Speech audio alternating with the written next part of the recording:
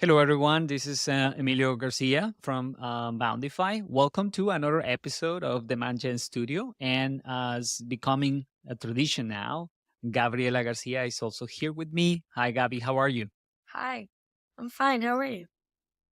Very good, very good. So I'm hoping that everyone that's either watching this live or listening to it in the podcast is doing pretty well. We are actually testing for this episode, having like a recording already. So while you will be seeing this live on the app platforms, it's being recorded a few days before. Mostly because we want to prevent, mostly it's from my end, my dog Max barking and interruptions going on. So we will have a little bit of time on the edition to cut out those incidents. So without further ado, let us start about the topic for today.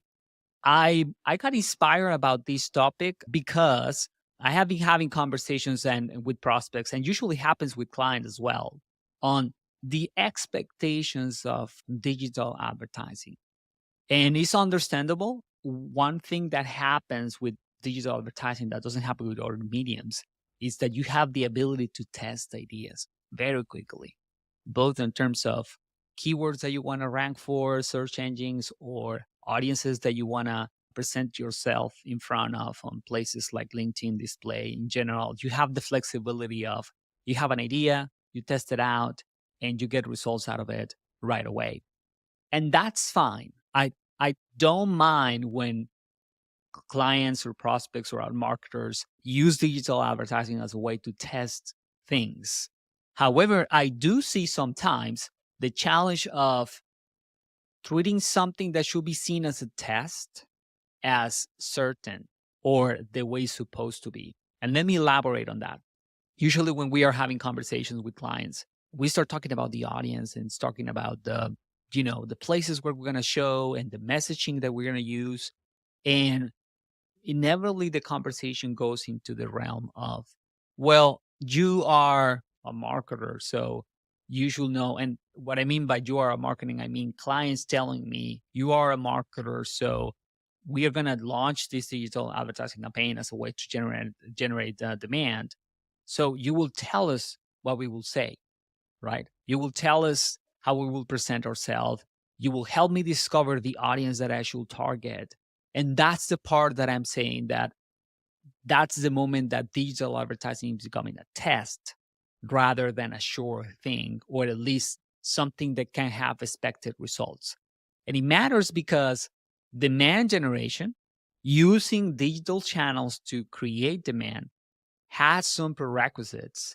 And some agencies will offer those services along with the actual deliverable or execution of demand generation. Some others won't. But in any case, you as a client or you as a marketer that are interacting or engaging with a freelancer or an agency or any other person that is going to deliver that service for you should know that you have those prerequisites. The best example that I can use is when you are doing digital advertising, that you have a logo and that you have a way that you present your brand and what they sometimes call brand kit is a given, right? Usually the person that is going demand generation will not help you to define the colors that your brand should use, right? And you say, well, when I'm going to create the ads, I can test different ideas, right? I can test different colors. Yes, you can, but then that's going to be a test, not an effort that is geared toward demand generation in the traditional way, because the expectation is that the ads will look and feel like the rest of your brand, meaning they will match your website look and feel in the graphical sense, if that makes sense. So in the same venue, the same happens with the messaging. It is true that marketers, you got to be creative when you are coming up with a copy because you have reduced space for headlines, reduced space for descriptions. You have to come up with catchy or interesting or feed stopping images and videos so people can pay attention, because usually those ads are shown in places where the target is not necessarily doesn't have the most time and is not receptive to advertising. All of that makes sense, but still that message has to be relevant to what the brand already is. And what the brand already is should be expressed on the website itself, right? So, in that sense, I want to cover some of the things that you should know ahead of time to set up a campaign with success. And in case you don't know, how can you use digital advertising to test it? But just again, be mindful that if that's what you're going to do, then you're really using advertising to test ideas and not to guarantee or at least get a certain level of performance or results, right? Your mindset should change because then you will see, well, I'm going to invest all this money to figure it out and not necessarily to get a return or an impact on an audience and a product that I already have my mind set into. So let me try to break it down in pieces. For example, the first one is, who is your audience, right? And who is your audience is break down in two pieces. One is, you have an audience that you want to target because of who you are or the type of company that you are going to advertise. And then you need to describe very direct, very specifically the type of companies and people that you're going to target, right? So the who you are is all about positioning. And I love that word because the positioning is something different than the brand, right?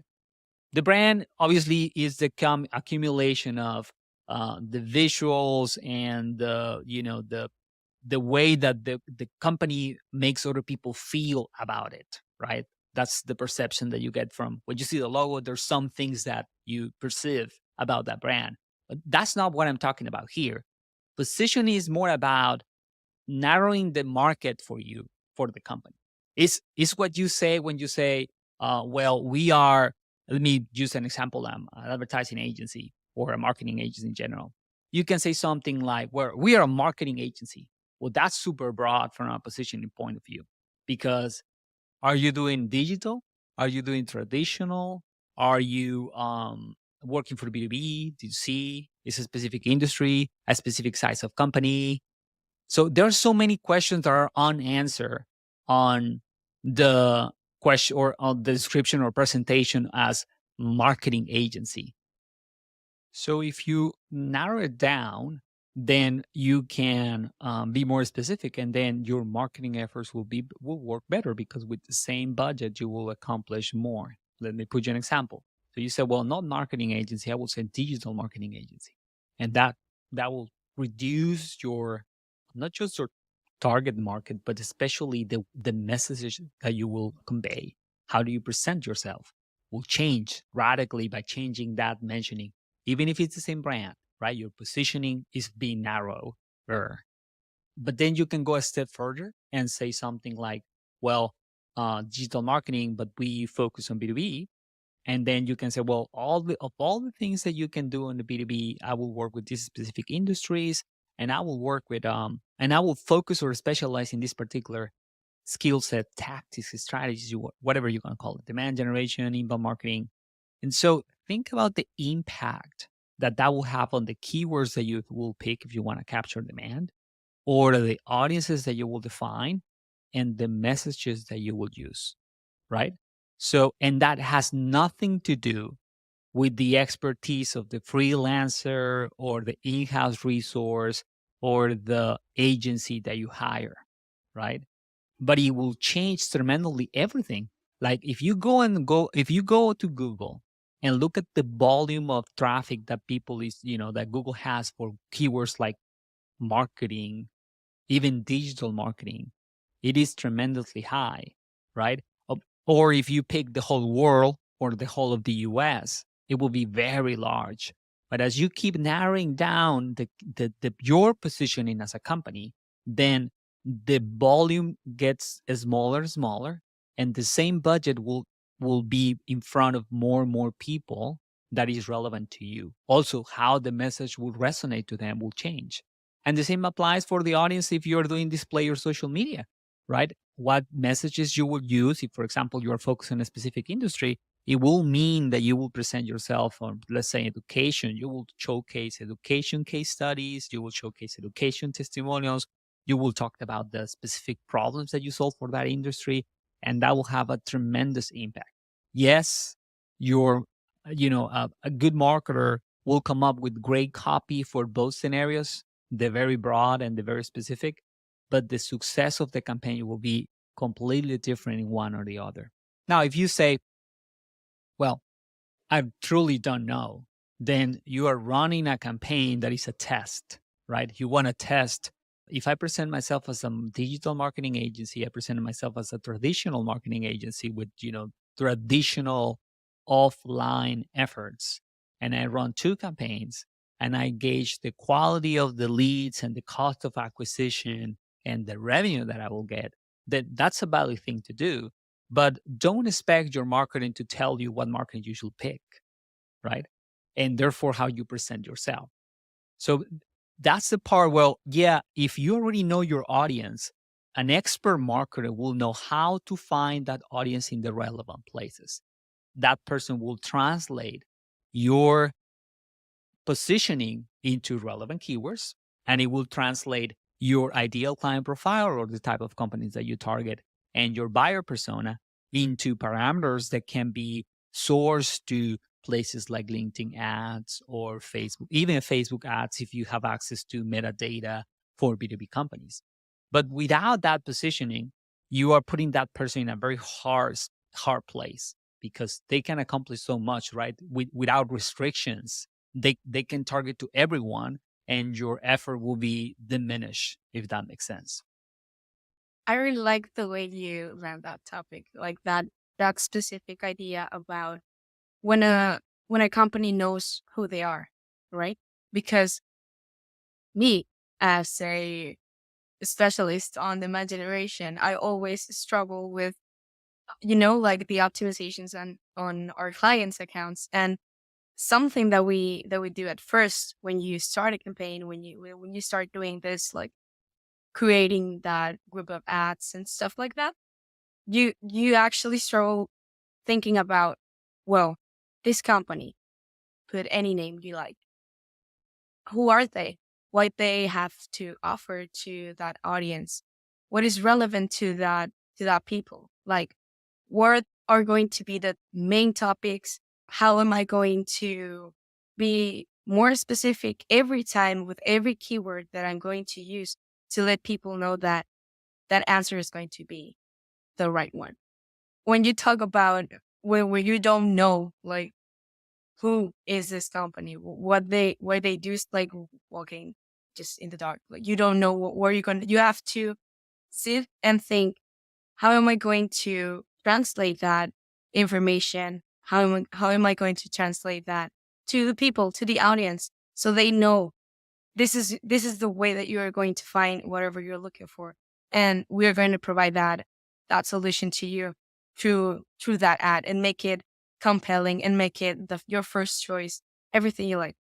But it is really important for us, like you say, like freelancers or people that do this, to know if you can do it. It is marvelous. It takes a lot of weight out of our shoulders, because it accelerates the process, and it's in a better way, a best practice, obviously, for even optimizing every time, because you know your audience, and you know what are you going to just remove from there, right? So I think that is really, really important. And this is a topic that I really think that no one thinks about it like that. Like, people might don't know who they are, and where their company is heading to.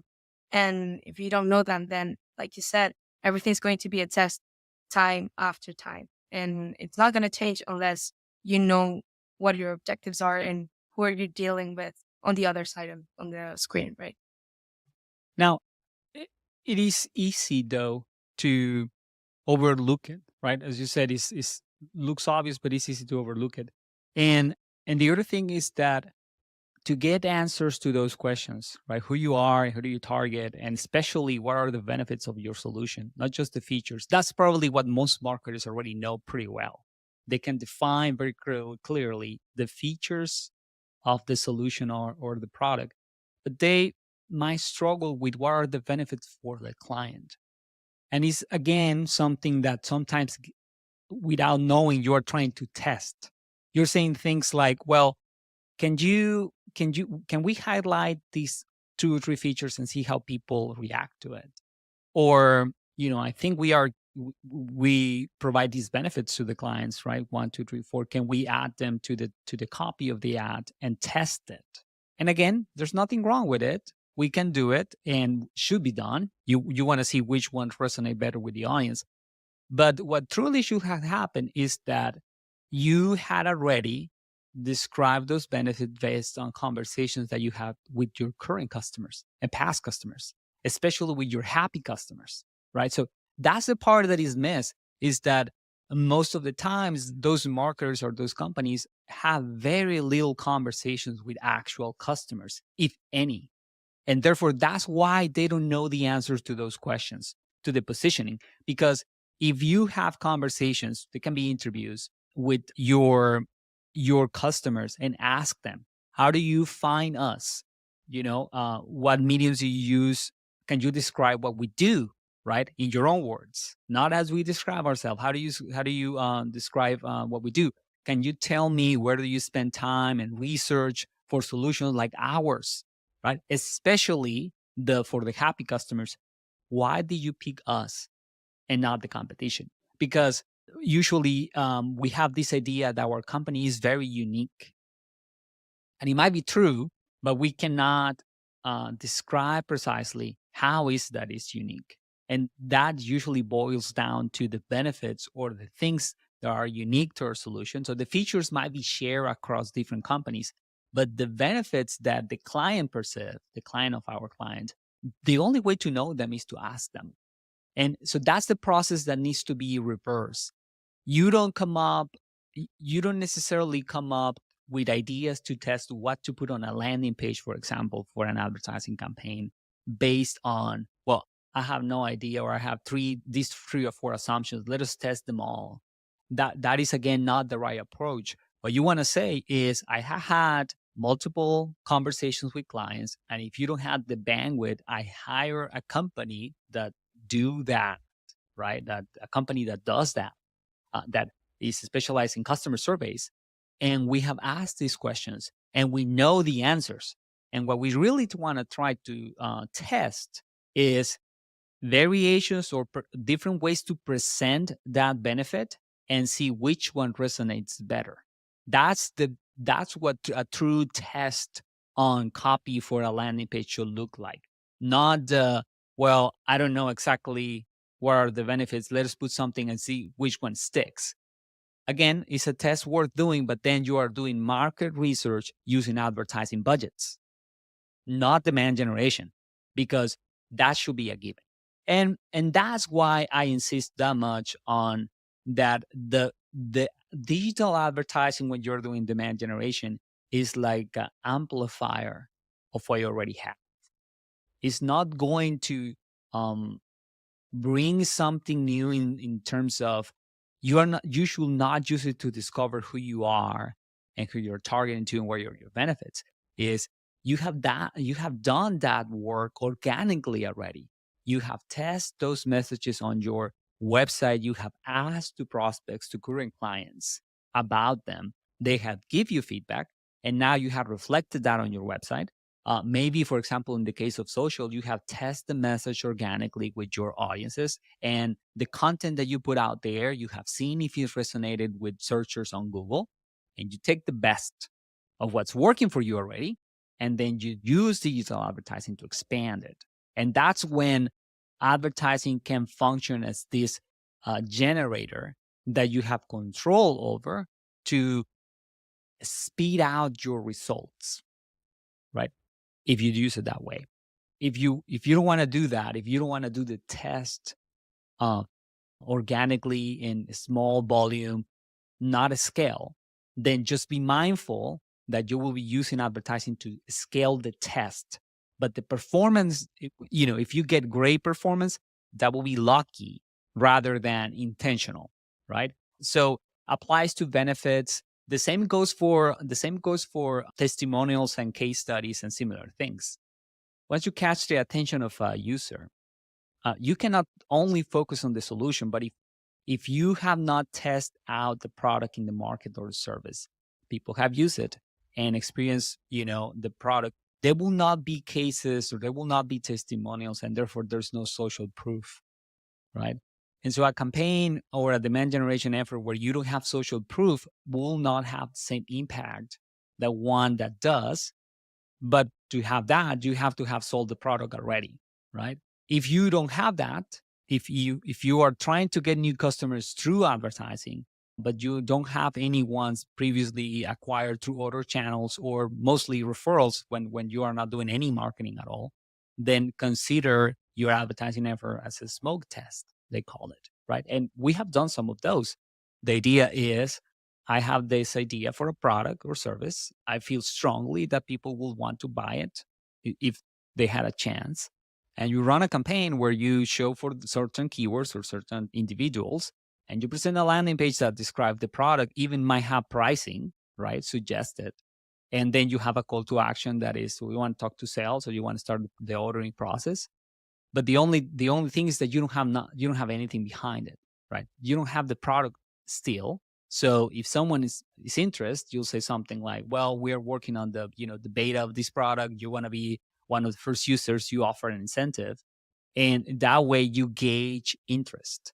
And especially if you put pricing, that's fantastic because then you can see if people is willing to pay what you have in mind." You can do that organically too, which is the recommended way, right? I always tease entrepreneurs and startups that have ideas that when they share with people, if you don't say the price, everybody will say, "Well, it's a fantastic idea. I think you're going to have a lot of success. You should do it." So what you need to do is to say, "Oh, that's fantastic. I'm thinking of selling it at this price point. Will you buy one?" Right? Yeah. And when they say, "Well, I don't know," that's when you start asking questions. Why wouldn't you? Right? Is it the price? Is it the features? Is it the proposed benefits? Is the pain not that high that you need to pay for it?